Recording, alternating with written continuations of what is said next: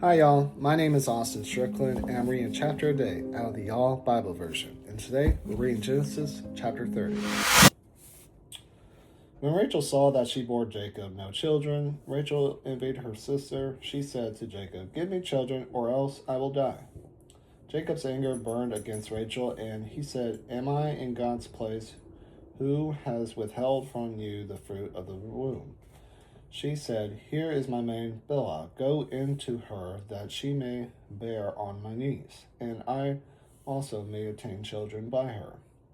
She gave him Bilhah, her servant, as wife, and Jacob went into her.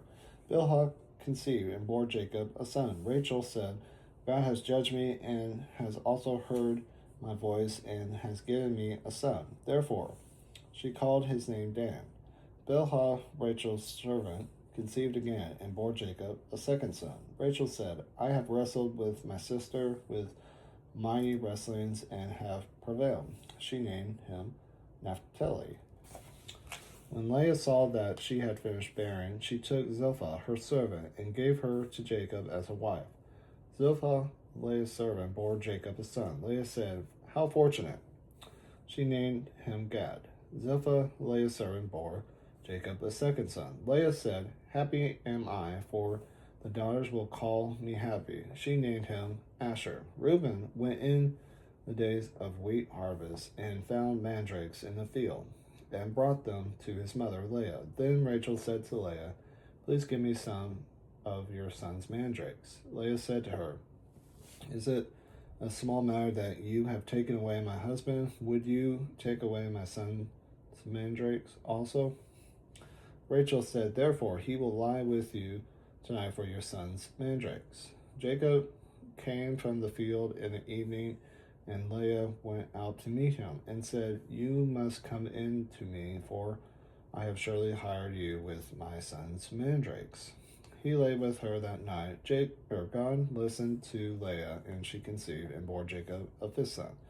Leah said, "God has given me my hire because I gave my servant to my husband." She named him Issachar.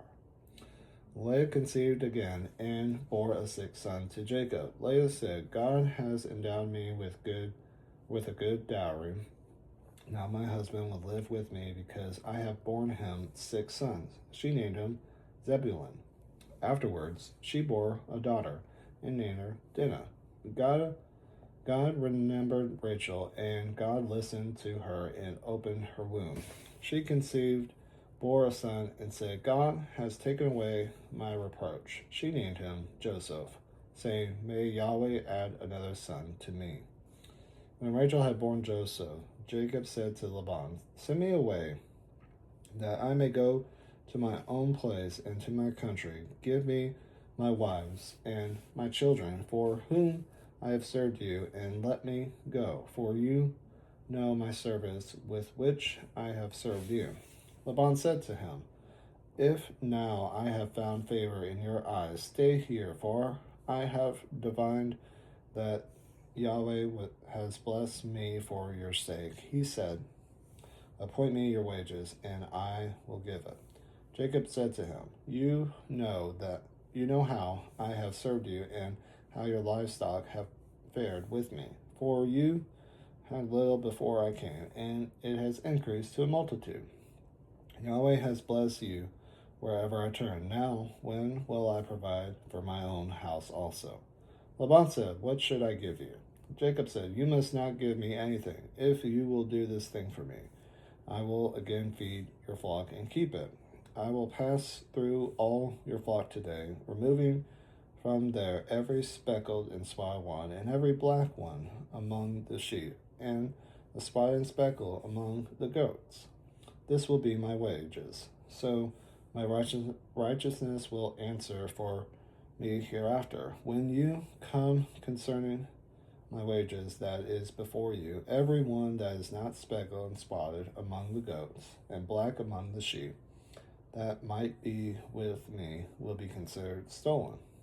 Laban said, "Agreed, let it be according to your word." That day he removed the male goats that were streaked and spotted, and all the female goats that were speckled and spotted, every one that had white in it, and all the black ones among the sheep, and gave them into the hand of his sons. He set a 3-day journey between himself and Jacob fed the rest of Laban's flocks. Jacob took to himself rods of fresh poplar, almond, and plane tree, peeled white streaks in them, and made the white appear which was in the rods. He set the rods which he had peeled opposite the flocks in the watering troughs, where the flocks came to drink. The flocks conceived before the rods, and the flocks produced streaked, speckled, and spotted. Jacob separated the lambs and set the faces of the flocks toward the streaked and all the black in Laban's flock. He put his own droves apart and did put them into Laban's flock. Wherever the stronger of the flock conceived, Jacob laid the rods in front of the eyes of the flock in the watering troughs, that they might conceive among the rods. But when the flock were feeble, he didn't put them in. So the feebler were Laban's, and the stronger Jacob's. The man increased exceedingly and had larger flocks, female servants and male servants, and camels and donkeys. See y'all tomorrow for chapter 31.